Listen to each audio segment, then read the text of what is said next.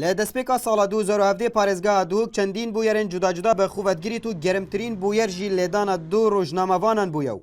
belavbûna girteyeka vîdyoyî di tûra komelatiya Facebookî de ku kesek hewar diket û dibêjîtin polîsm û beneheqiya tîme girtin.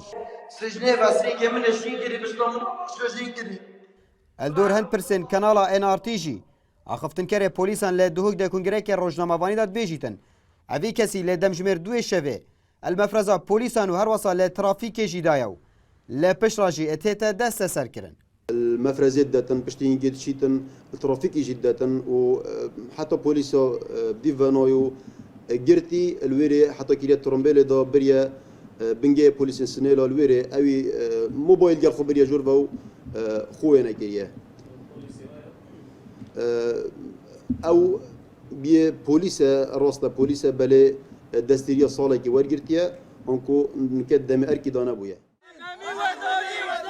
لدور بکوژه روزنامه‌وان وداد حسین جی کو پترجه 5 ماهان لسر کشتناوی در باز دبن پلیسین دوک دبیجن تانا و کولین د بردوامنو کشتن هر کشتنه چه روزنامه‌وان بیتن یان جی هر کسی که دی بیتن مدوید بکره کشتن دست سر بکن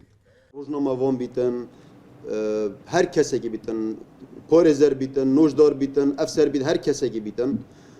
بو پلیس و بو یاسای وکی که آنکو رها کسی که